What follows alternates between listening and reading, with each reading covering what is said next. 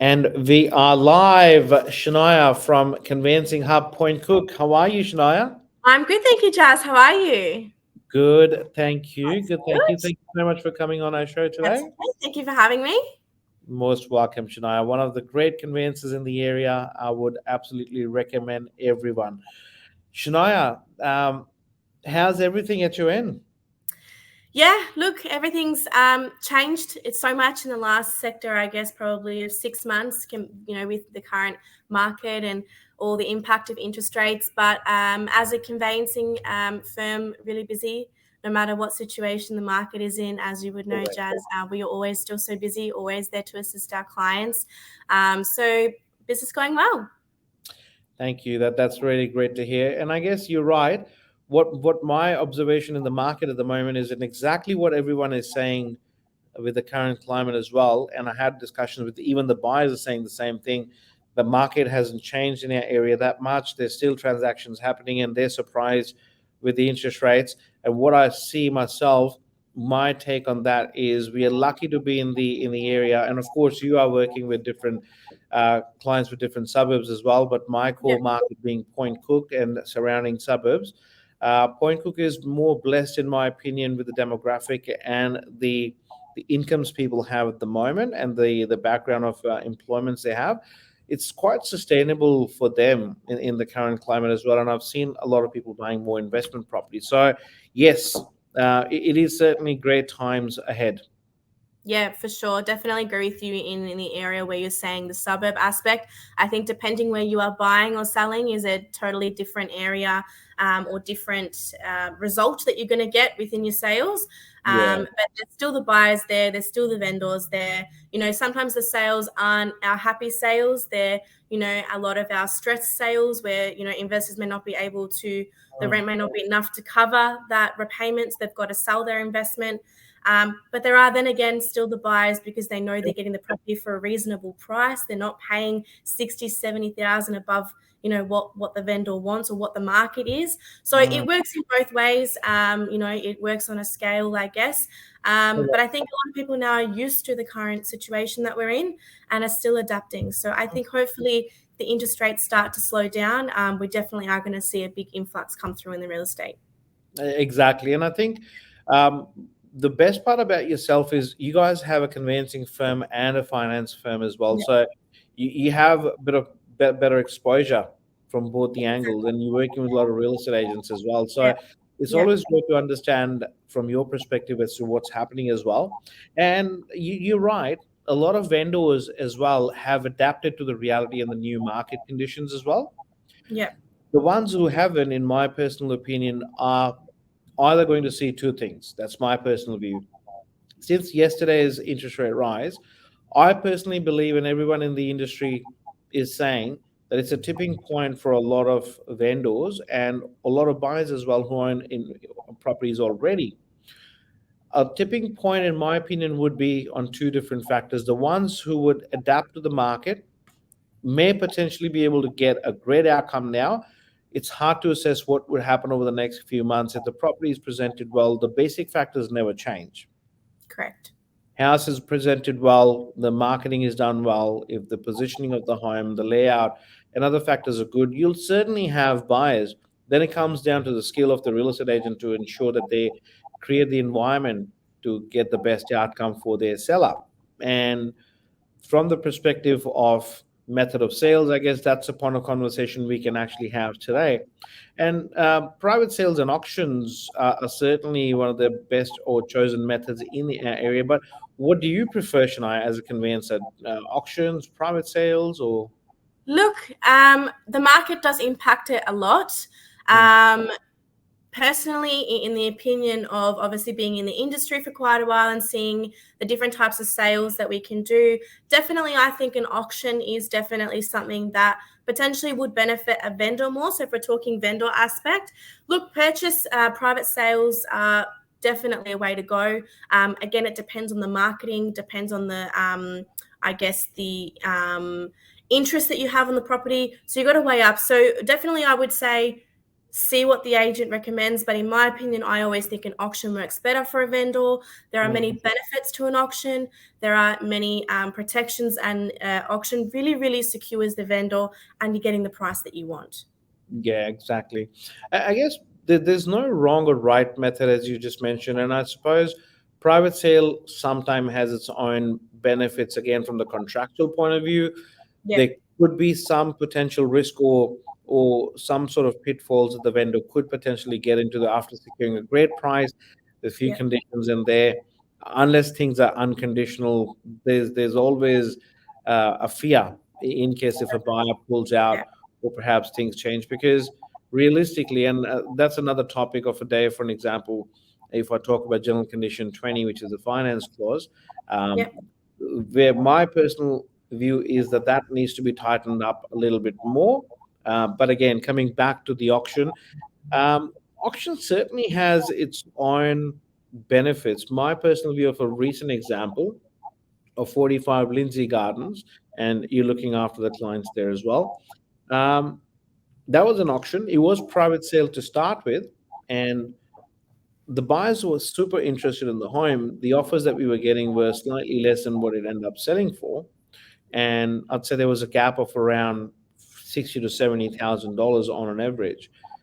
Now, switching that to an auction certainly made a really great impact on the vendors. Number one, their personal circumstance, they had committed somewhere else, they had to move, they had to settle, and for them, private sale would have been a highly risky scenario.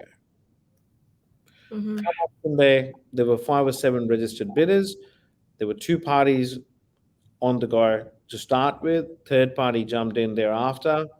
The one who ended up buying, they saw the competition, and competition actually led the price to drive itself up by 60, 70,000 in my personal view, based on the offers that we were getting. That's one of the benefits I saw. Second, Exactly. unconditional sale. No Yeah. cooling off, no conditions, and there's nothing that the buyer can actually ask to change or amend. Which, being a vendor, you want that. That's the key word. Unconditional is what the vendors want to hear. And it's a more of a, for a vendor aspect, it's more of a secured done deal that you're going to Correct. settle, you're going to get the money, and you're going to sell the property, basically. Exactly, Yeah. exactly. And Yeah. if it's handled well, if the campaign itself, it's not just the 5 minutes fame on the day of auction, in my personal opinion. I guess it's about the whole campaign from the day one when you start an auction campaign. It's about how you market the property, how well you reach out to the potential buyers, phone calls, SMSs, and what have you, emails, and picking up the phone and calling all the buyers, try to create interest, and everything counts. Every little bit counts. Yeah, absolutely. 100% agree with that. Look, and you would know, Jazz, obviously being an agent, if you've got a very good agent who really knows the area that you're selling in, knows the market Mm, sales, knows how to market correctly, knows how to capture the audience they want to capture through through the layout of how mm, you're designing the property, emphasizing the extras the property may have. They may have a walk-in pantry or something like that, and butler's pantry and things like that. If you're marketing really, really well, there's no doubt you're going to have, bidders at the auction. exactly. 100%. Yeah. And if I talk about one thing someone asked me before we started the show, someone said, "Can you please ask Shania about what are the things as a vendor someone needs to be careful of, because it's a home that is on the market in a different suburb, and they've got a really good offer, subject to sale of the purchaser's property." Mm. And let's help and answer that for Ash. Yeah. Yeah. Look, as a vendor aspect, we understand obviously from a conveyancer why the buyers do that. But thinking about a vendor's aspect, you want your property to sell. You Mm, agreeing to a condition of this sort, and just to emphasize what type of condition this will be, is basically your sale property is subject to your buyers selling their property. Why? Mm. Because obviously they want to use the money they're getting from their sale to pay for their purchase. Being a vendor, that is a huge risk. One, because you're actually working in accordance with two contracts. Okay, so if one contract falls through, your sale's going to fall through. Okay, Yeah. if there's a delay, your settlement's going to be delayed. So it is a massive risk for the vendor to agree to something in this. And look, we do see it a lot of the times. The good thing about it now is there's what we call bridging finance. So as a Mm. buyer, they can go with a bridging finance. And that's probably something that we can talk about at a later stage with regards to financials, what can be done, to avoid this type of condition, adding it in. But again, a vendor, you want a quick sale, you want you want to get your deposit quickly, you can release it by a section 27, you want a quick turnaround time. Having another contract in part of yours, it's going to slow the process down, and it's going to affect the sale massively. Gold. And Yeah, imagine if the purchaser who's trying to sell their property, they get the same condition subject to sale of their purchaser's yeah. sale. Exactly. So it works into three ways. We're actually dealing with almost 12 parties at the same Mm. time. Obviously, we don't have an interest in the other contract. But again, Correct. let's say, for example, you've signed it, you've popped in that within 20 or 30 days, this is what the clause is. If they can't sell their property or they're failed with their campaigning, they can't Yeah. sell, then you've wasted 20 to 30 days on your sale property, you know, um, Correct. where Yeah. you could have sold it to another buyer and captured them and gone unconditional straight away. So Yeah. it just depends on the market. Yeah. And I suppose you have to weigh the option, in my personal view, as an agent, depending on Ash, if you're getting an offer at a certain price, and if you're choosing between two or three offers, for example, you're in a lucky position that you've got multiple offers to choose from. If the price differential is not much, and you think it's only a fraction of a difference, I would personally take an offer without that condition. That's Correct. my personal view. However, if you are in a campaign where you're really asking for a premium price and you feel that the buyer is offering you premium price, then the buyer is possibly also right with their view because they're offering a premium price that you potentially could not get from other buyers. And you just have to make a decision on if you're willing to take that risk. Absolutely, Jazz. And touching on what you've just said, if you're getting premium price, then you're not going to drop that premium price. But then also what you need to do is seek the required advice on how to word your condition. It's about wording conditions. If you're just Mm, simply stating, oh, it's the sales subject to this correct. property, so if there's any repercussions that happen, there's no legal aspect to follow in your contract on how to actually exit Correct. that strategy. So it's more or less, in my opinion, seek the required advice. And that's obviously what we've told Ash is, what are the risks, Mm, what are the benefits, what are the pro cons, I guess. yeah. And you've got to weigh them up. And at the end of the day, the vendor is there to make that decision. Mm. Which is why they have us professionals to give them that advice and Exactly. That's them pretty make. cool. I missed that part. Glad that you brought up Shania, because I think wording the conditions are really critical, or either putting an end date towards the Yeah, sale prices of the purchaser's property, and or they're seeking extension yeah, on the condition is quite critical. It yeah, takes me back in 2019 when we sold a townhouse in Sanctuary Lakes. That was the same scenario where we had premium price coming in. The purchaser, and one thing I learned from that sale, they were offering premium price. The good thing was the vendor was in a really good position because they purchased the townhouse many moons ago for about 300,000, and they were pretty much positively geared. The property was rented. The purchaser loved it. Their home was also in the adjoining suburb, but was being represented by a different real estate agent. We had no control over the selling process, and their contract fell through on building inspection or building close twice. oh, And eventually they had to then fix the bathroom. Someone else made an offer with subject to vendor fixing the tiles, so they had to retile the whole bathroom, which took about 5 months. So that sale took about 5 months, However, during that time frame, we never had a really good offer as close to what we had, and the vendor was not in a position to sort of say, "Well, I just need to get it sold." So they had time on their sleeves as well. So it worked out really well, but it was not an easy process. Mm, definitely. No, absolutely. And look again, you may not just only have the sale subject, a sale condition.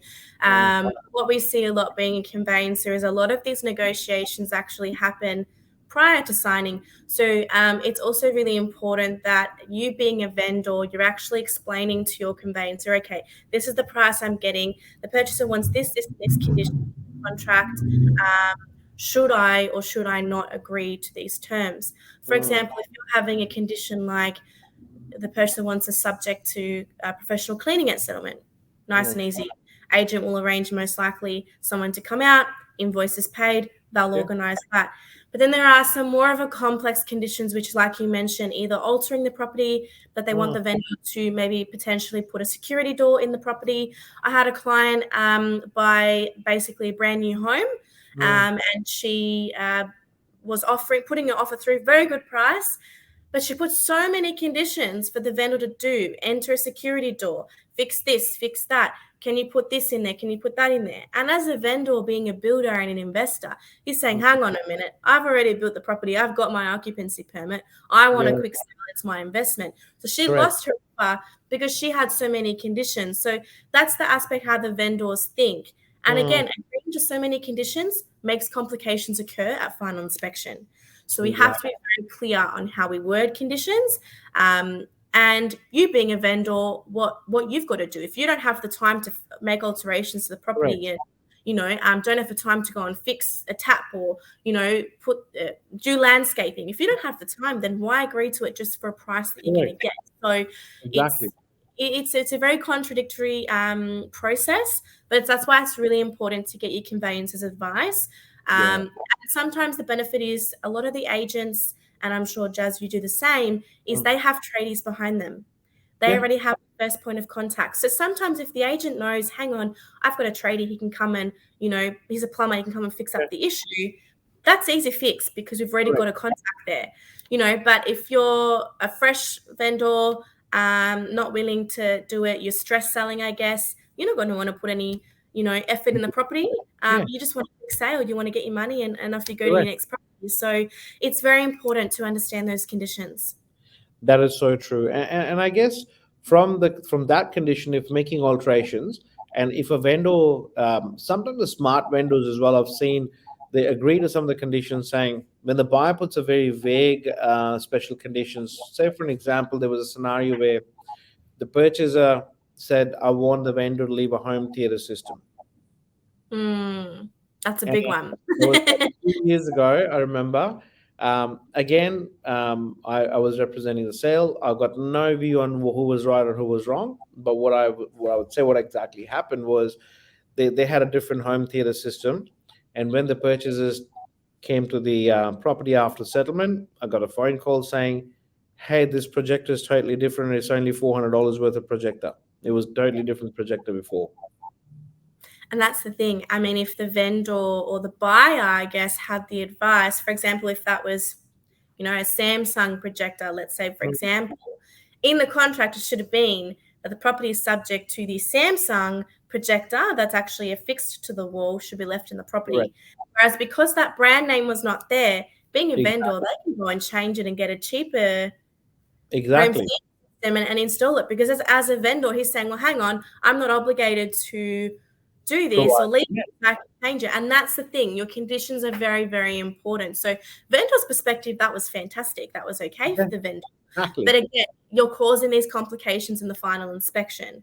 So True. it's very, very, and one thing I just wanted to quickly Mm, touch on as well is I had a buyer. So we were representing the buyer, and basically, we were representing the vendor. And basically, the buyer of the property wanted to do some alterations to the property. Now, this was all negotiated prior to the mm, sale being signed. So obviously, we had no idea that there was going to be alterations done. And basically, this mm. contract said that a wall was going to be removed, a retaining wall was going to be Right. removed. and fixes to bathrooms and things like that was going to be done, ripping up carpet, painting, everything. Now, being a conveyancer, we would never ever allow any alterations to a property until after Yeah. settlement.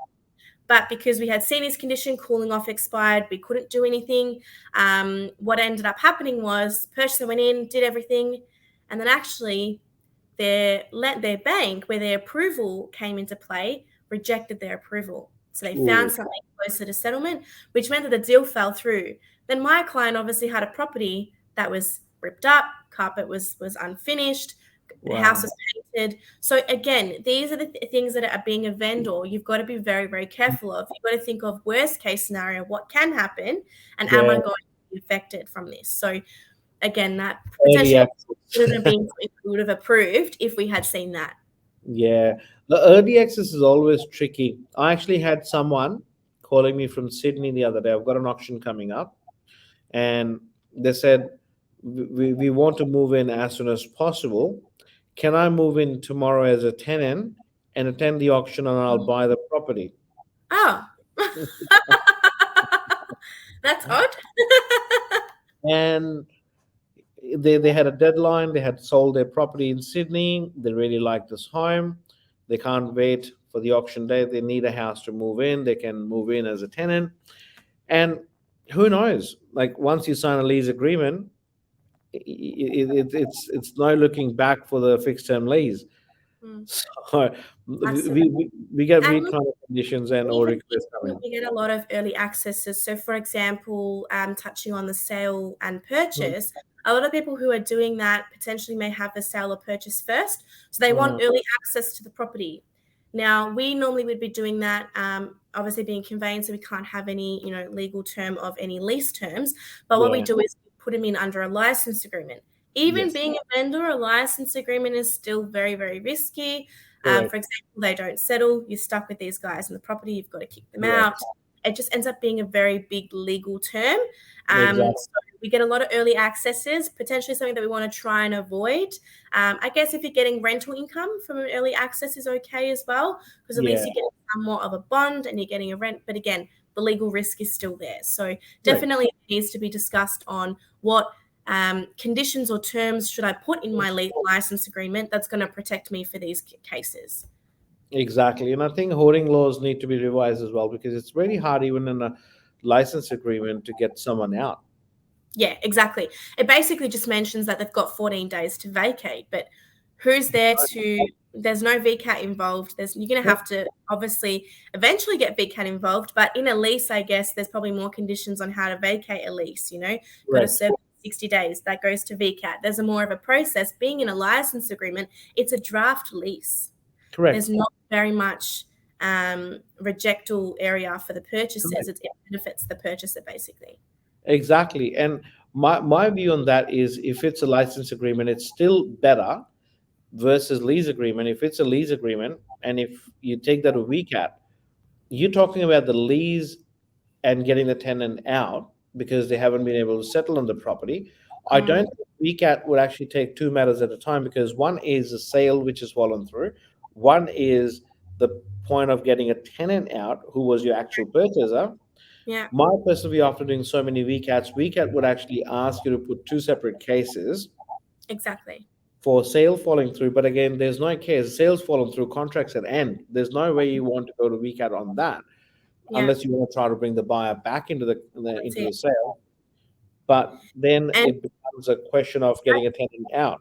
Exactly. And that's the thing. Normally when my clients ask for anything else, I said, look, that's our last resort. Let's try and prepone the settlement first. That is our main priority. Preponing is a lot easier. Making sure, as a vendor, your discharges is done. It's very easy to prepone a settlement.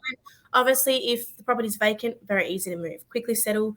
And you want a quick settlement anyway. So normally when my clients ask for these early accesses, license agreements or lease agreements is the last resort because it's more of a risk on both applicants. But mainly on a vendor because the vendor is still owning the property at that time. So there should be some more education, I think, to buyers and sellers about that information.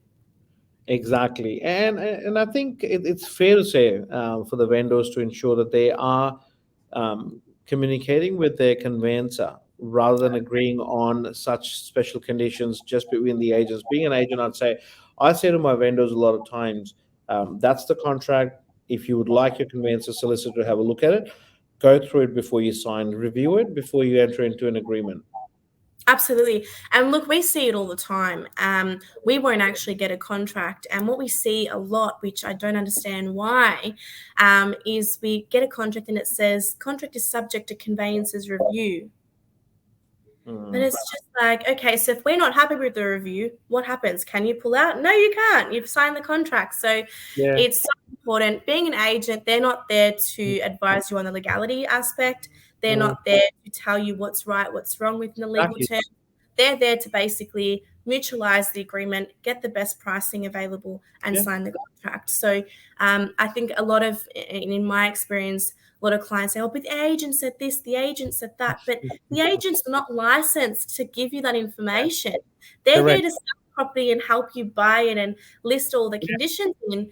But an agent should not be writing conditions in a contract if it's more of a complex condition. Correct. Subject to a professional clean, subject to this is okay. But if you're Yeah. actually asking for a detailed condition, being a vendor, you should have that condition reviewed by your Correct. conveyancer to make sure that is okay. 100%. Yeah. And before we move to the last bit of the video today, Yeah. I'd like to ask a quick question. Yeah. When the purchasers come in and they want to make an offer, subject to finance, subject to building and pest inspection, and last condition they would like to write is, oh, I haven't got a conveyancer, but I'd like to make an offer. Looks pretty straightforward to me, but I'll still like to put subject to due diligence. Look, it happens very often. Being a buyer or being, let's just say you're not a first time buyer, you may have bought 5, 6 Mm, properties in the industry or within your portfolio, but do you actually understand the conditions of the contract? You may mm, be able to read and understand, but the wording of those conditions are then implicated in our jurisdiction. They don't know correct. what our jurisdiction is. So it's very hard for us, for a normality person who's not Mm, within our industry, to be understanding the contract. Yes, you're going to read the basic terms, your pricing, the deposits, your due dates. That's very basic. Anyone can read mm, that. Due diligence is a very big area of concern. mm, Some vendors' contracts actually say that the due diligence needs to be done before you sign. mm, So your due diligence, okay, due diligence is to look into, for example, if we're dealing with acreage, are there any acquisitions? Are mm, there any tax involved? Things like that. But putting that condition in there, if we do the due diligence and there's a concern, we can't pull out of the contract mm, mm, mm. because it does not say that if there are any arising conditions where the vendor has not disclosed, then the contract can be withdrawn. Again, Jazz, it depends on how you write your condition. If you Exactly. write it in a way where it will allow you to come out if you do the due diligence and there's a concern, Mm, then by all means it's okay. But again, you should always have your contracts reviewed. It's like mm, when you're buying a car, you look at the car first, you make sure it's got everything that you want in it, and then you sign the contract to buy the car. So correct. do the same for a property. Property is big money, and big money to mess around with is probably not ideal. It's probably a mortgage that you're going to be paying off, for your next 25 years. Exactly. And it's something that we really need to educate our clients about. And that's what I love doing, is educating my clients on what their contract specifically means. Mm, A lot of mm, them be like, mm. oh, hang on, I didn't actually know that, or the agent didn't tell me. The agent's not there to tell you. The agent probably doesn't even know about the condition in the contract because they don't need to read the conditions Correct. to get the pricing Even done. if you read, they can't give you legal advice, though, you guys. Absolutely. Yeah. Absolutely. And before we wrap up today's session, just very of time, you were talking about the purchasers changing locks. That was an interesting one. Let's share that with our community Yes. as well. So and look, to be honest, I mean, I've been in the industry for 8 years. This is the very first time this has ever happened to me. I was a bit iffy on how to actually deal with it. But basically, what happened was we attended final inspection on day of settlement. That was the Right. first mistake. And basically, we were acting for the vendor. And basically, all keys were handed over to what the vendor had. So, vendor Mm, only had 2 keys. Purchaser felt like there should have been more keys. So, prior to right. settling, he had said to their conveyancer, don't settle until I had advised. And what this buyer had gone and done is hired a locksmith and gone and changed all the locks. So Wow. the buyer had not even paid any money to the vendor, didn't even own the property, and they changed the locks. So look, that could have been a very big legal matter. Luckily, being the vendor, they just wanted the sale done. They knew that there was no concerns. Settlement was ready to go. But God forbid if that actually turned up into a big concern, that potentially could have gone to court and been a really, really big issue. Exactly. So You're like changing someone's lock. Imagine if I coming over with my locksmith and change your house's locks no, today. I know. And look, we say that there is a formality on how key handover is, and I know, Jazz, that you potentially do the same, that there is a formality you guys follow on key Exactly. handover. So I don't know how this occurred. Potentially there was miscommunication or a non-structure there. But again, final inspections need to be done within 3 days of at least your settlement, not on day of settlement. There's not enough time. And I think that there needs to be a proper system in place. It can be, depending on the agency, everyone has got their own systems and practices. And I think best practice is one, communication. Like we have all the steps listed out when we list and sell a home. Post unconditional, we book a final inspection, vet in advance. So we know exactly that works well with our calendars as well. So we book a final inspection a week or a few days before the settlement, even say 60 days before the date when unconditional, 45 days before. So we know that we have to cater for that purchaser to come in and have a look. We don't want the purchaser to feel that the agent forgot to book a final inspection and their calendar is booked out and they can't do it on a certain day the purchaser wants, and the purchaser is unhappy because the agent's not complying. And that's the thing. I mean, look, it happens. If you're a new buyer, you're not going to know that you need to do a final inspection. So obviously the agent does need to welcome the buyer to do a final inspection. Correct. And look, back in the day, we used to say, as a conveyancer, we used to say, oh guys, have you done your final inspection? And I still do that till date because we may not organize the final inspections, but we have a right for our clients to view the property to make sure that it's as per the condition of day of sale. Because if they don't see the property and they've settled, got the keys, there's nothing they can do. Correct. So it's really, really important to understand that information. We started getting phone calls. That's before we put this practice in place. The purchasers calling us a day before, 2 days before the settlement, advising, "Hey, I think my conveyancer said I'm entitled to a final inspection." You are. Some of the time, the agents would wait for the purchasers to contact because if they want to exercise that right. But again, as a best practice, it actually looks good as an agent as well as an agency. That you are being really open. You're not trying to hide anything.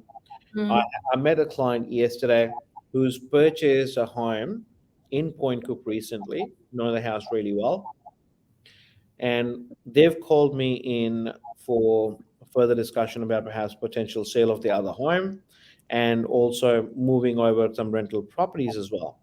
And I asked him a question that you recently purchased a home. Is there a reason why you didn't invite the other agency in? And they're like, oh, no, at the starting of the conversation, we really don't, we want to have a chat with you.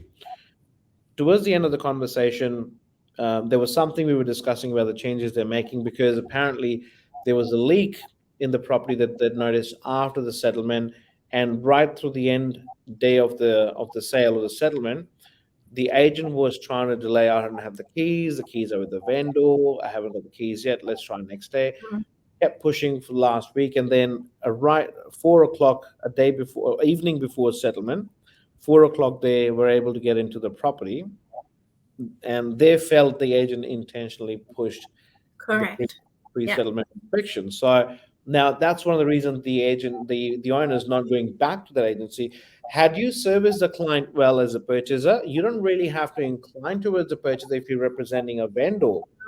Our first inclination is towards a vendor, but as a customer service, I feel that there's an obligation for any business to ensure that the client is happy, if not super happy. Some purchasers cannot be happy because people have their own expectations in the sale. I understand that.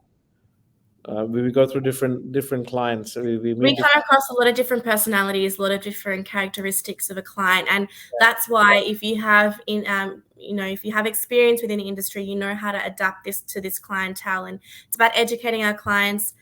Look, saying you've done this wrong, do this done next time. There's no harm in selling a client that, because they're not actually going to realize what they've done if we haven't told them. So I exactly. think being a buyer or seller, we need to rely more on our representatives who are representing us in the sale than your real Yeah, estate agent.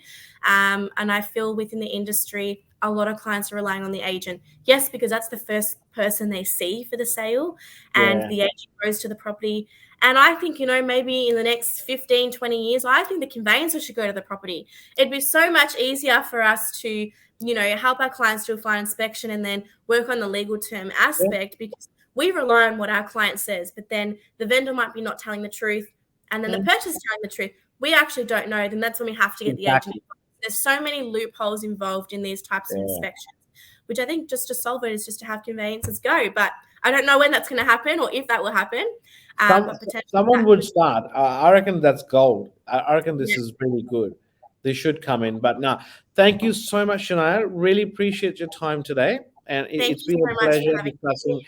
And I Thank you. think we can still carry on all day about discussing different examples and different legislations and laws and contracts and sales and purchases. But for today, guys, if you have any questions, please reach out anytime. Would love to help and assist. That's myself, Jazz Singh, and Shania from Convincing Hub. And we take your leave. Thank you so much for watching. Thanks for your time. Wish you all the best for your purchase and sales. Thank you.